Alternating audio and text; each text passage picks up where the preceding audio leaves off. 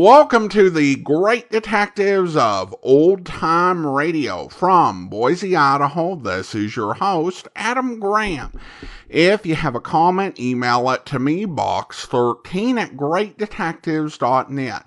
Follow us on Twitter at Radio Detectives and check us out on Instagram, instagram.com/greatdetectives. I do want to remind you that if you're not subscribed to the podcast, you can do so using your favorite podcast software, whether it's Apple Podcasts, TuneIn, Stitcher, Spotify, or the Amazon Music Store at amazon.com/OTR Detectives. Also, if you've not already, I do encourage you to pick up our new Famous Investigator t-shirt, now available in youth sizes at famous.greatdetectives.net. Well, now it is time for this week's episode of Tales of the Texas Rangers. The original air date, December 30th, 1951, and the title is Killer's Crop.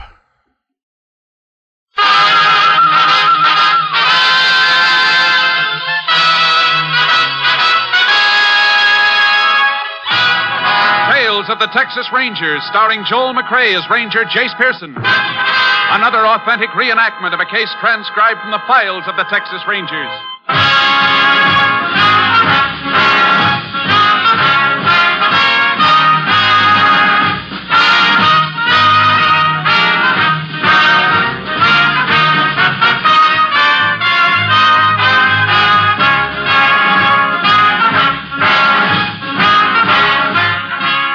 Names, dates, and places in the following story are fictitious for obvious reasons. The events themselves are a matter of record.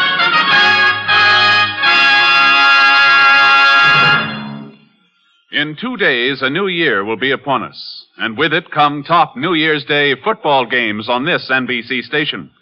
Both the Cotton Bowl and the Rose Bowl games will be broadcast by NBC this New Year's Day. First, from Dallas, Texas, you'll hear the wide-open passing game of the Kentucky Wildcats and the Texas Christian Horned Frogs.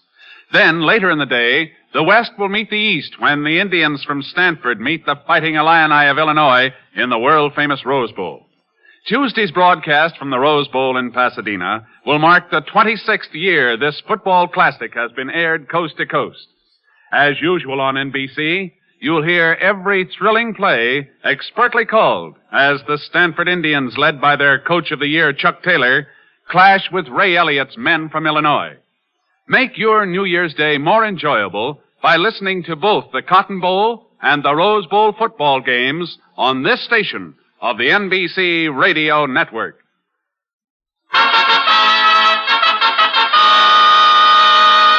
And now, from the files of the Texas Rangers, the case called Killer's Crop.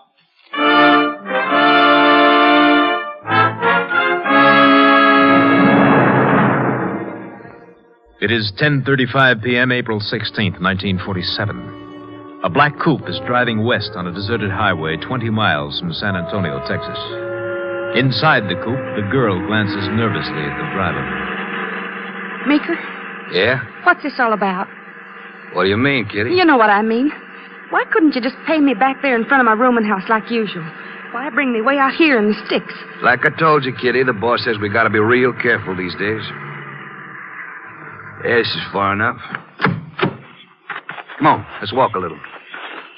I'd rather go back home. Now, Kitty, don't tell me you're not interested in the money anymore. What's the matter, Kitty? Well, nothing. I'm just tired. Sure, that's all it is. Wouldn't be you've gotten cold feet or anything like that, would it? Cold feet? Why, of course not. It's just that I... That may be why you went to see that doctor the other day? Doctor? Oh, you didn't think the boss and I knew about that, huh? Listen, Meeker. The doctor gonna take care of your cold feet, is he? Or maybe the police are. I haven't been to the police. No, not yet. Where were you fixing to go when I came by this evening? Why, just to a movie. Sure. That's why you had all those crop-dusting auto blanks we told you to burn. I just forgot to burn them. Yeah? You weren't by any chance figuring on turning them over to the police for evidence, were you? No. Too bad, Kitty. Too bad. You used to be a good mule. Meeker, you got it wrong. Have I? So all of a sudden you're too good for the outfit, huh? You want out, maybe? All right.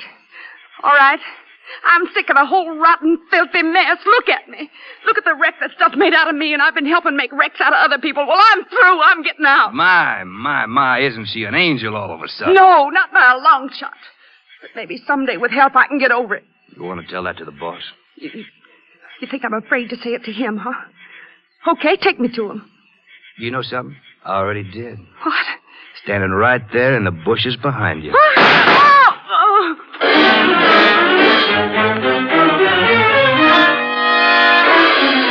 2 days later, a young boy accidentally discovered the girl's body in the bottom of a dry wash near the highway. The sheriff was notified and requested help from the Texas Rangers.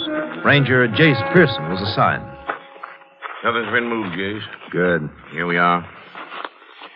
Yeah. Shot from close range, looks like. Uh-huh. Pretty young, isn't she? Sure is. Any identification on her? Purse had been emptied. But see the ring on her finger? Yeah. Class ring. According to it, she graduated from Ransford High School 4 years ago. Well, we should be able to get an identification from the school records then. What is it, Jace? Sheriff. Take a look here. On her left forearm, near the crook of the elbow. Tiny scars. Quite a few of them, Jace. What does that spell to you, Sheriff? Narcotics addict? Things like this make me sick at my stomach. So young. 21, 22. Look at her. Look where it led her. Same place it leads all of them sooner or later. Yeah. Only with her, it came a little faster. Somebody was supplying her with the stuff, Jace. I know. That's why I'm taking a special interest in this case, Sheriff. Somewhere along the line, we gotta dig that rat, whoever he is, out of his hole.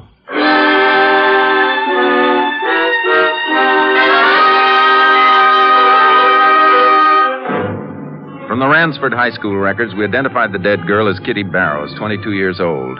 She had listed as her next of kin an uncle, S.B. Cullen, who owned a ranch near Ransford. Cullen was sent for. In the meantime, we learned that Kitty had lived at a rooming house in San Antone. We called on her landlady there, Mrs. Wormser. Kitty dead. Ranger, I just had a fear it might be something like that. She'd been gone overnight before, but this time when it got to be 2 days, I just began to get a fear. Yeah. Mrs. Wormser, where did Kitty work? Work? Well, I'm not sure she did. Oh? At least I don't know what kind of a job you could hold down, being out all hours and sleeping all morning like she used to. I see. Always was a mystery to me where she got her money. But I'm one that believes in minding my own business. But she did seem to have quite a little money. Sheriff, these days, to dress the way she did and drive that flashy yellow convertible around, you don't do that on nothing. Yellow convertible? Yes. Still parked out back. Well, we want to take a look at that. You say she went out at night frequently, Mrs. Wormser? Well, there were several boys I had dates with her. Never saw any of them more than once.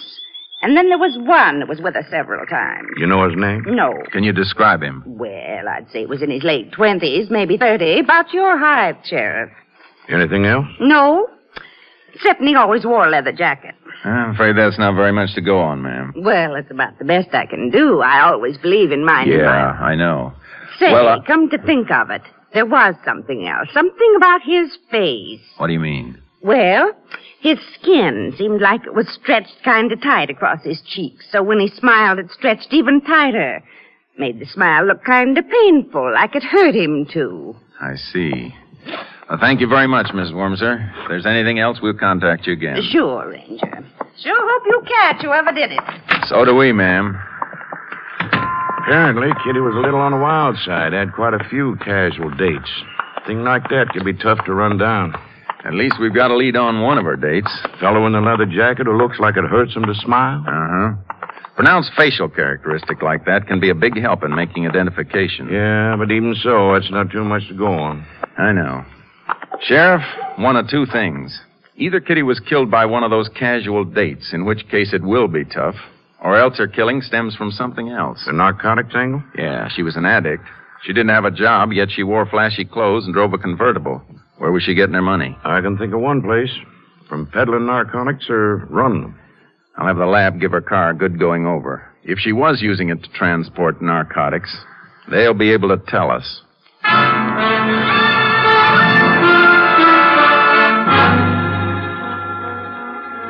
When the sheriff and I returned to his office, S.B. Cullen, the man whom Kitty had listed in high school as her next of kin, was waiting for us. I got over here from the ranch as soon as I could, Ranger. Thanks, Mr. Cullen. Sure, too bad. Yeah. According to the registration blank Kitty made out her last year at Ransford High School, you're her next of kin. Uncle, she put down. Well, matter of fact, that's not true. What do you mean? Well, I wasn't really any kin to her, Sheriff. She used to call me Uncle Stan, but that was just sort of a nickname. Nickname? Yeah. You see, her mother died when she was just a baby. Her dad brought her up. He worked for me on my ranch, and the two of them lived there in one of the houses. Well, he died summer before her last year in high school. Her father? Yeah. And she didn't have nobody to turn to, so I took her in the big house with me and kind of looked after her all that year. I don't mind telling you, I had a time, too. I'll get it, Jace. What do you mean about having a time, Mr. Cullen? Well, I don't like to say this, but Kitty was a little bit wild. As soon as she turned 21, she moved out on me. Said she was her own boss. Where'd she go? I heard she was working as a car hop in Lubbock for a while. She showed up at the ranch once or twice, hit me for a little money, and then I sort of lost track of her. Mr. Cullen, did you know that Kitty was addicted to narcotics? What? That's right. Well, no, I sure didn't. Why, that's terrible. It sure is. You know, one contributing cause for young people drifting into that is lack of supervision at home. Ranger, maybe I wasn't taking the place of her parents very good, but I was sure trying. It just seemed like she wouldn't let me. And then when she turned 21, well, what could I do? Yeah. Jace? Yes, Sheriff. That'll be all, Mr. Cullen. All right. Oh, Sir Ranger. Huh? I was just wondering, I'd like to arrange for Kitty to have a decent burial. I know it's not much. Yeah, it can be arranged. Thanks, Ranger, thanks. What is it, Sheriff? Your boss just telephoned. Captain Stinson? Yeah, said the lab reports have been sent to his office. Good. I'll get up there right away and see if they've turned up any leads for us.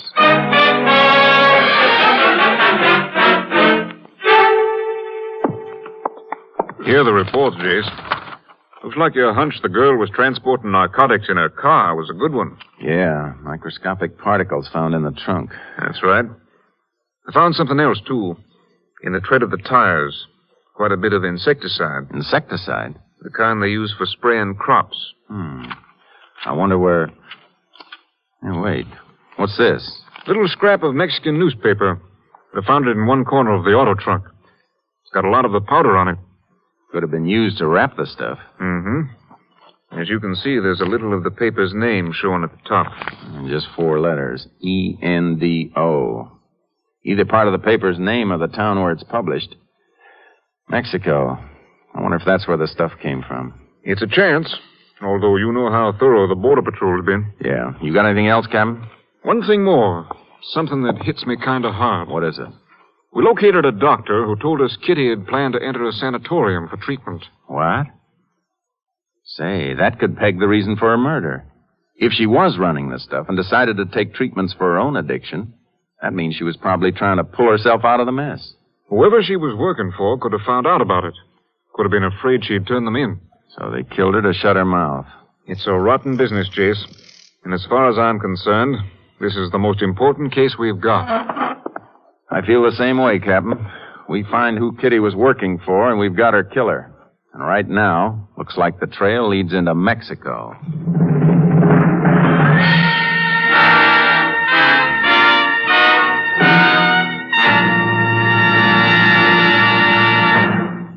In a moment, we will continue with Tales of the Texas Rangers, starring Joel McRae as Ranger Jace Pearson. Our National Safety Council reports that last year more than 35,000 persons were killed in traffic accidents, with more than 1 million injured. Almost without exception, these fatalities and injuries were the result of carelessness, violation of traffic rules, or that drinking took away the driver's skill and judgment. Of those who lost their lives, 9,000 were pedestrians. The Safety Council is waging a constant campaign to develop in every driver and pedestrian the personal responsibility of knowing and obeying all traffic laws. Remember, traffic accidents don't always happen to someone else. They can happen to us, to you, or to me. Every driver is urged to obey all traffic signs and signals, never to drive after drinking, and never to drive on the wrong side of the road. to be always alert at grade crossings. The slogan of the Safety Council is, drive safely for life. The life you save may be your own.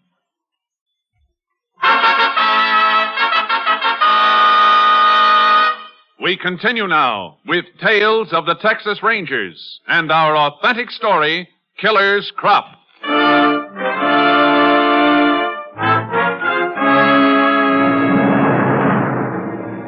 Captain Stinson contacted the Mexican police. They assigned one of their agents to work with us, Ernesto Gomez, an old friend of mine. We met in the captain's office. It would seem as though a new channel for smuggling narcotics is in existence, Jason. That's the way it looks to us, Ernesto. The Border Patrol's got a pretty tight clamp on all the old ones. Here's a case of it reaching as far north as San Antone. You fellows have any recent leads on operations in Mexico? Si, Captain Stinson. We make it a point to keep track of recognized traffickers in narcotics down there. Which of them are in jail, which have served their sentences, and where they are. You'll probably do the same thing. Mm-hmm, yeah. A year ago, one of them completed his prison sentence. Chuy Flores. He had been convicted as a grower. Grower? Si. He raised poppies and extracted the raw powder. After he was released from prison, he dropped out of sight. Only yesterday, I received a report that he had been seen recently in a town 100 miles or so below the border. That's Mendota, at the foot of the San Jacinto Range. He was buying provisions and claimed to be mining in the mountains. Wait a minute. What's the name of that town again? Mendota. That's it. What do you mean? In the trunk of the dead girl's car, we found a scrap of newspaper which apparently had been used to wrap the stuff in. We could only make out 4 letters of the name, E-N-D-O. That's part of Mendota. There's our tie-in, Captain. Sure looks like it, Jace. It would then appear that Flores is up to his old tricks, Jace. Yeah. Ernesto, I think we better take a little trip in the Ranger plane over the San Jacinto Range. See if we can find out where those tricks of his are.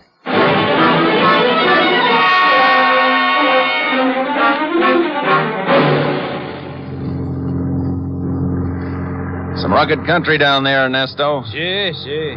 Those mountains are quite wild.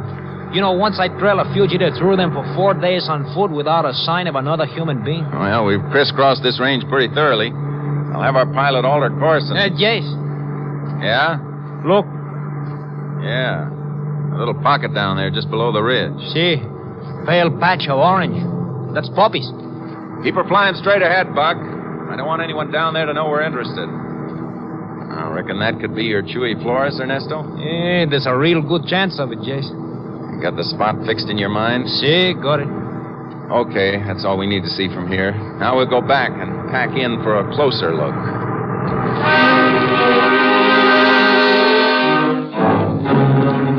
The Ranger plane landed at Mendota. There we outfitted and started back into the San Jacinto Range on horseback. A portable radio transmitter was included in our equipment. Several hours' ride up through the bleak foothills brought us close to the area we'd spotted from the plane. Hey, the pocket should be just over that ridge ahead of us, Jason. Yeah. Well, we better leave the horses here. Woo, Charlie. Oh. We can tie them in this clump of scrub. See, they should be sufficiently hidden here, I think. Okay, let's go. We'll work our way up the top of the ridge here. Bueno. There's plenty of cover along the top. Yeah. Okay, we better keep down and take advantage of this brush. See. Is this good, Jace? Yeah. Well, there it is, all right. See, right below us. The patch of poppies. A little hut there at the edge of the clearing. Look, a man near the door. Just let me get my binoculars on him. Chuy Flores. Your hunch about him was right, looks like. Well, Chuy Flores at this end and maybe the dead girl at the other. See, the question is, who is the tie-up between them? We're going to roost right here until somebody shows up to pick up some of that stuff.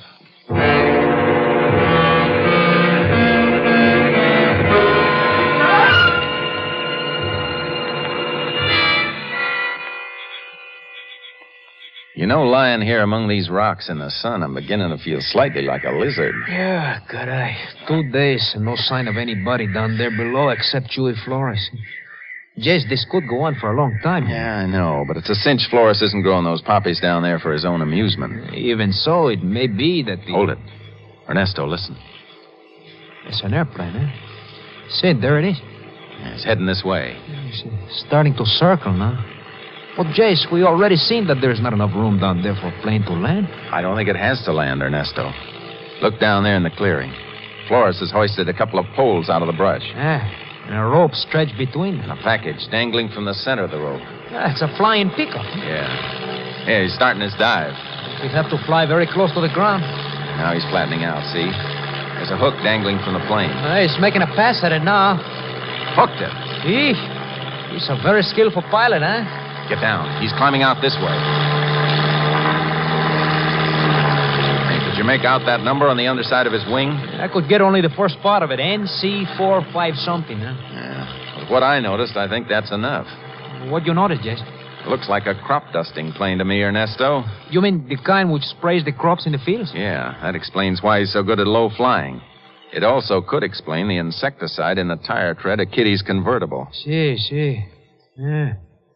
Flores here, the pilot in the middle, the dead girl at the other end. You think that the pilot is the boss of the operation? I don't know. To get an answer to that, first, we gotta find the pilot.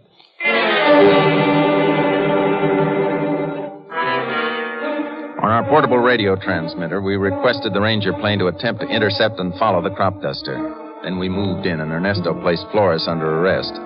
By the time I reached the border and called Captain Stinson, he had some information for me. Our plane intercepted the crop dusting plane, all right, Jace. Stayed far enough away so as not to arouse suspicion. Tag him all the way to his airport? Lost him for a few minutes, and then spotted him again landing at the Tri-City Airport.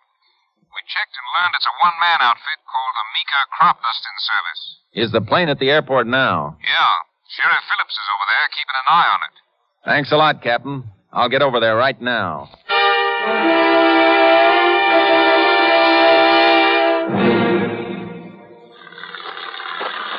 Jace, over here. Yeah, Sheriff. I've been setting up headquarters here behind this shed for the time being. See that little hangar off there by itself? Yeah, Meeker Crop Dusting Service. Captain Stinson said it was a one-man outfit. Uh-huh. Meeker's a pilot. Is he in that hangar now? Yeah, working on his plane. Boys in the control tower told me he mentioned a faulty fuel pump to them when it came in. You mean he's been right there with his plane ever since he landed? According to them, he has. That puts us in luck, Jace. If he's the boy that picked up that package below the border, then it should be somewhere in that plane or hangar. Yeah, Hey.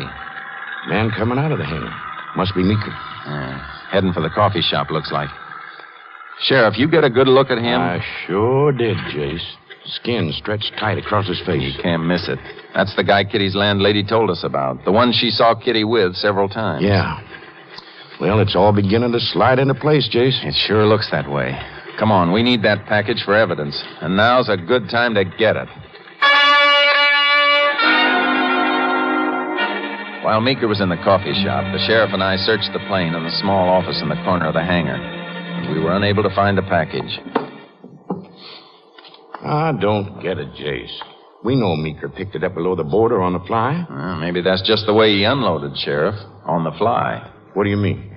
Look, Meeker'd be taking a big chance coming in to land with that package aboard, always facing the chance there'd be a tip on him and a search. Yeah, but wait. You figure he dropped it somewhere before it landed. Could be. But where?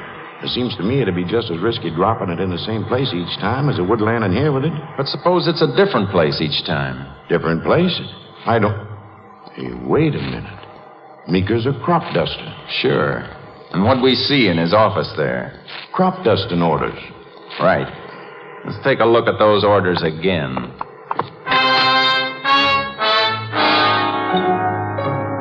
On the top of the spindle was an order for that day to dust a cotton field 20 miles east. We rushed to that cotton field, hoping to find the package before it was picked up. Some more walking than I've done for quite a spell. Yeah, well, we've already walked our way around 2/3 of the field. But we've been sticking to the edges, Jace. For all we know, that package you picked up in Mexico could have been dropped plumb in the middle of the field. Maybe, but I doubt it, Sheriff. I think they'd want to keep it as close to the roads as possible so their runner could drive up close and pick it up instead of walking right through the field. Well, sounds logical, but I don't... Sheriff, look over there. A package? The package. Just about 20 feet in from the road. Sure. That accounts for the insecticide in the tread of Kitty's tires. She'd drive up alongside whichever field Meeker had sprayed that day and hunt around till she found the package, just in from the edge. Well, what now, Jace? And now we wait around and find out who's taking Kitty's place.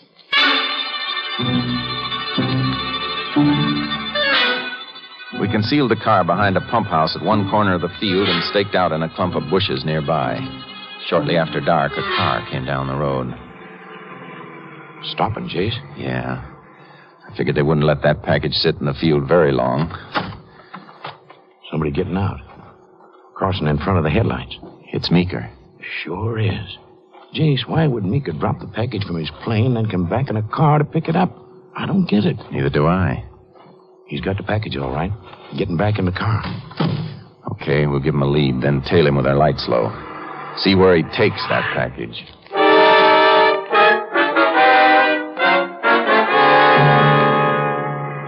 Look, Jace. He swung off the road. Turned off his lights. Yeah, must have turned in up there past those trees. Okay, we'll leave the car here. Looks like a ranch where he turned in. Yeah. Drove back there beside the house and parked. Here's the turn-in. Now, wait a minute. The mailbox here. Enough moonlight to make out the name? Yeah. S.B. Cullen. What? Well, that's the fellow we had in for questioning. The one that had been looking after Kitty. Yeah. And he was so anxious to give Kitty a decent burial. Give you one instead, Ranger. I thought I saw you driving up. Just hold it, both of you. You got the drop on us, Sheriff. I sure have, Ranger. Meeker! What? Cullen, what are you... Hey, the Ranger and the Sheriff. Sure. You were real smart, Meeker. You let him straight here. Well, it wouldn't have happened if you hadn't called me and told me to pick the stuff up. I told you I didn't have any choice. Couldn't line up a runner I could trust. Yeah. You killed the one you had, didn't you? Kitty. Shut up. What's the matter? She wanted out and you wouldn't let her, maybe. I said shut up.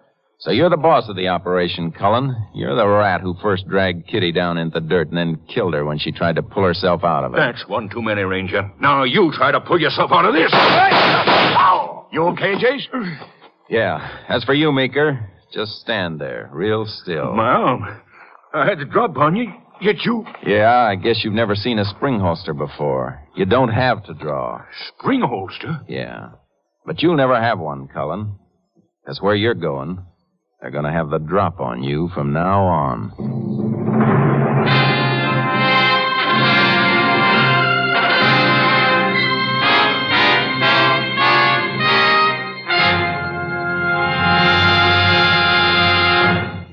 In just a moment, we will tell you the results of the case you have just heard.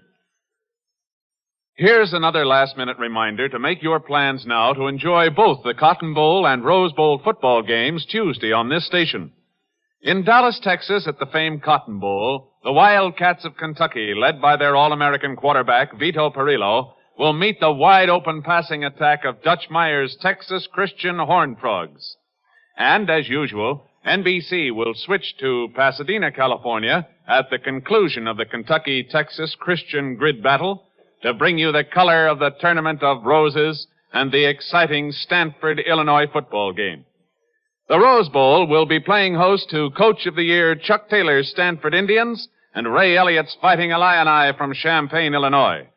Arrange a football party at your home and enjoy a full day of the country's finest grid clashes. Broadcast direct to you by NBC from both the Cotton Bowl and the Rose Bowl Tuesday, New Year's Day, on this station of the NBC Radio Network.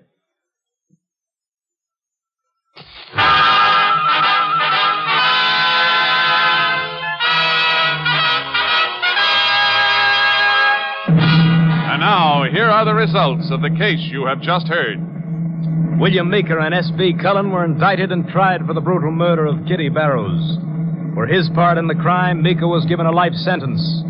On the morning of November 3rd, 1948, at Huntsville Penitentiary, Cullen was put to death in the electric chair. Next week, Joel McRae in another authentic reenactment of a case from the files of the Texas Rangers.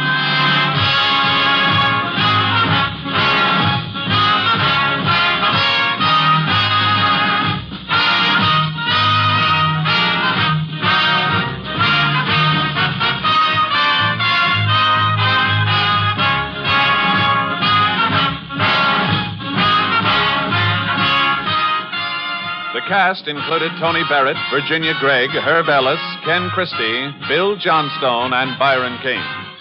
Technical advisor was Captain M.T. Lone Wolf Gonzalez of the Texas Rangers. This story was transcribed and adapted by Bob Reif, and the program is produced and directed by Stacy Keach. This is Hal Gibney speaking.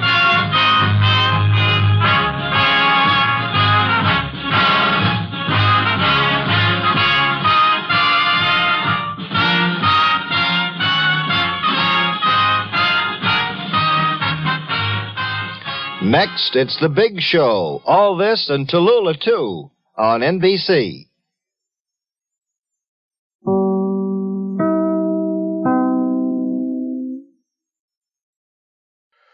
Welcome back. Well, even though it did turn out that the victim's former guardian was responsible for her death, I don't get Jace raising the point of lack of involvement as a cause in these sort of situations. Certainly there's some truth in that, but the guy only had custody of her for a year, and she was 20. And, based on what we knew, at 20, a lot of the path that she would be on would have already been set. And even if that's not the case, it's kind of a pointlessly insensitive thing to say to someone who just lost a child. Though I could kind of understand it in like a 1950s way if there were other kids in the home, which there weren't. So I don't get Jace's approach on that. And again, the fact that he did turn out to be the murderer doesn't change the fact that what he said there didn't make a whole lot of sense. Now, once again, I do recall that we did have a mention of the spring holster earlier in the series. It comes up again, and I understand a little bit about how it works, though my mind kind of struggles a little bit in imagining how physical things I've not seen before actually work. I went on YouTube to try to find a video of someone using one of these holsters to draw, so I could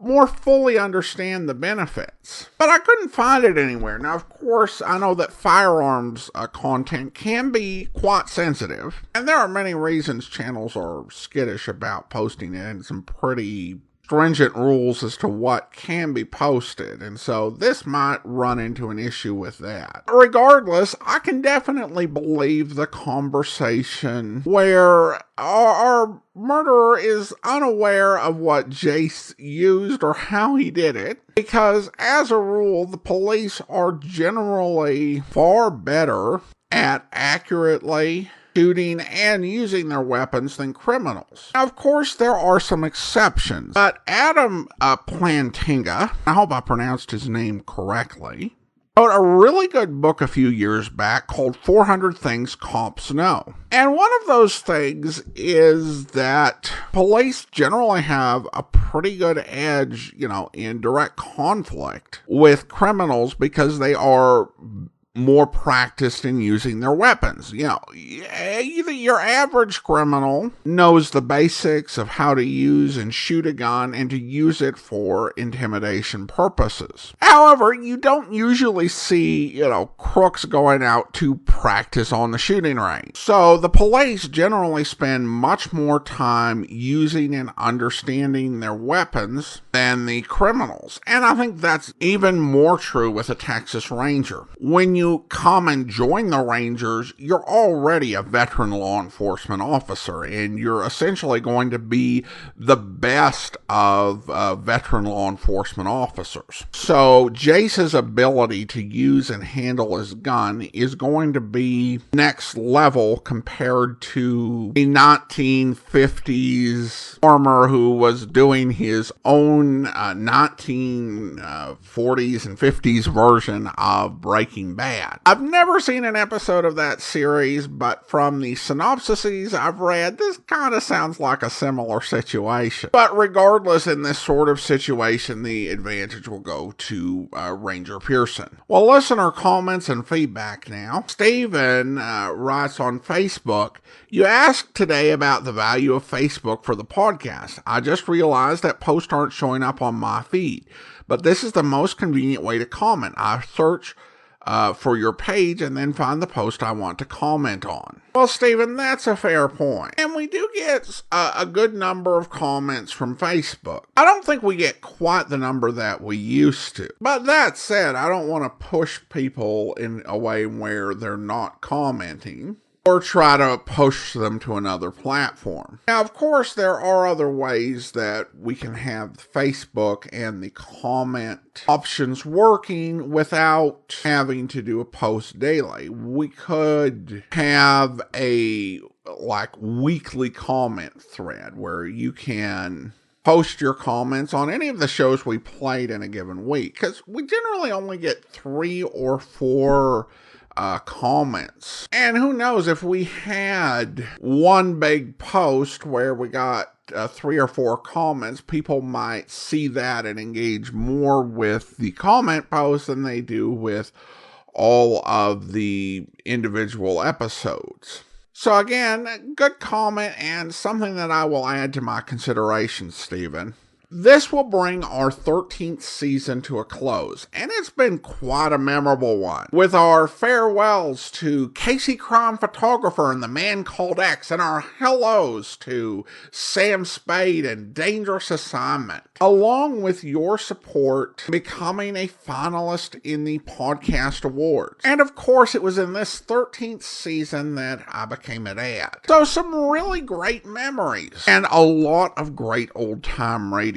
And we've got even more to come in season 14. We'll be getting into the Bob Bailey 5-parter soon. And of course, honoring the 110th anniversary of Bob Bailey's birth with a week of special programs. I don't have any immediate plans to stop or really slow down the podcast, although we will be going down to 5 days a week, probably sometime in season 15, maybe into season 16, but probably season 15. Lord willing, I hope we're able to continue doing this podcast for many years to come. And I appreciate everyone who continues to listen week in and week out. Again, thanks so much for listening during season 13.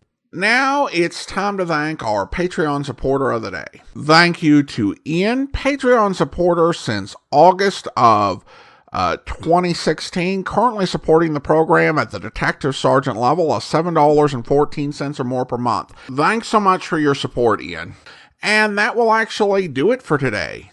If you're not subscribed to the podcast, please do so using your favorite podcast software, whether it's Spotify, Google Podcast, Overcast, or the Amazon Music app at amazon.com/OTR Detectives. If you are enjoying this podcast, I do encourage you to rate and review it wherever you download your podcast from. We'll be back next Saturday with another episode of Tales of the Texas Rangers, and of course we will start another week of Great Detectives of Old Time Radio with Sam Spade on Monday. But coming up tomorrow, we've released more than 3,900 daily episodes, and we're going to celebrate with something special. Tune in tomorrow and you'll hear... Shall we get to the point, Mrs. Fillmore? Oh, well, there's a man staying here in this hotel, or rather he was. His name is Walter Crane. He's a blackmailer.